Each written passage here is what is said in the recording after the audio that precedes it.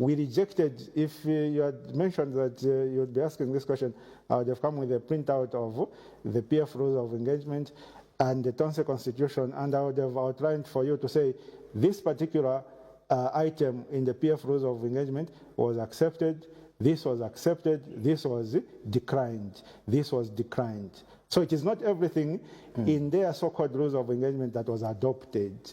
So what the PF leaders should do is educate their members to say it is not each and every provision of their so-called rules of engagement that was actually adopted. That does not seem to be consistent with what is happening now, and I'll demonstrate why. Right now, your acting chairman is Honorable Given Luminda, who is the acting president of the TONSE Alliance. My question earlier on was the position of chairmanship of the TONSE Alliance, the person who assumes it must come from the Patriotic Front and must hold the PF presidency. No, that is not correct. Why then is Luminda holding the chairmanship? So, the background to this matter, Mr. Mansa, is that when President Lungu left the jurisdiction on the 21st of January 2025, the vice chairman of the TONSE Alliance, who is Professor Dan Pule, was the acting chairman. Okay, he's the one who was acting chairman, not through appointment, but through following the provisions of the Constitution, because the Constitution of the TONSE Alliance does not give power to any individual to appoint another individual. No, it doesn't. So anyone who comes to you and says, I was appointed by that one, you should ask them to say what provision of the Constitution gave that person who appointed you power to appoint you.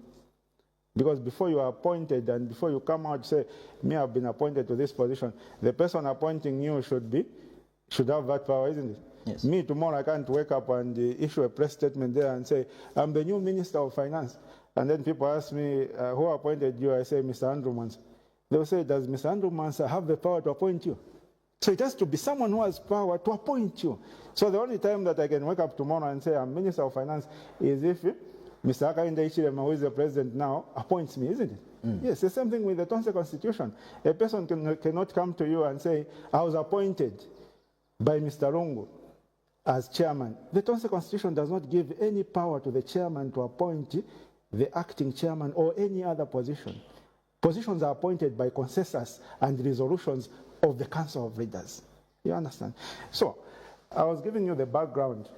When our chairman, Dr. Edgar Chagwalungu, left the jurisdiction on 21st of January to go to South Africa, he left the vice chairman.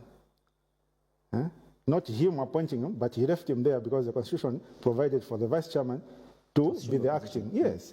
So Dr. Dan Pule, Professor Dan Pule was the acting chairman. And he was acting chairman, I think we held about 3 meetings where he was acting chairman. Nobody questioned him because the Constitution clearly provided. And those meetings were attended by all the individuals that might now be going around giving contrary positions, including the Secretary General and the Vice President of the Patriotic Front, Honorable Given. They attended those meetings chaired by Professor Dan Pule. No one questioned that. However, sometime in around 28th, if I'm not mistaken, around 28th of February 2025, Professor Dan Pule had to travel to India for medical attention. Okay? He had to travel to India for medical attention. So at that point, after he traveled to India for medical attention, both the chairman and the vice chairman were out of jurisdiction. Okay? So now the question is, what does the Constitution provide when the chairman and the vice are not there? Article 3 of the TONSE Alliance Constitution is very clear. It says, that's why I'm saying if you had told me you would be asking these questions, I would have come with these documents so that I can read them to you. It says that if the chairman and the vice are both unavailable, then the Council of Leaders shall elect one among them to chair a particular meeting. Okay? So you meet as a Council of Leaders, and someone will be nominated to say this one is being nominated as the chairman. If there are more than one person then we are going to do an election. If it is just one, then they'll go unopposed. That person is the one who will chair that particular meeting. Not as a standing acting chair, no. There's no provision for standing acting chair.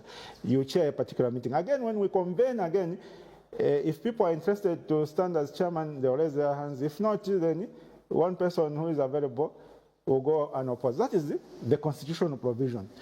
So, when we had a meeting when both the chair and the vice chair were out of jurisdiction, Honorable Given Luwinda offered to chair the meeting. And there was no one else who was interested in chairing the meeting. So he went unopposed. And then another meeting again was convened. Again, he went unopposed. I think we held about 3 meetings where he went unopposed. And he was chairing the meetings.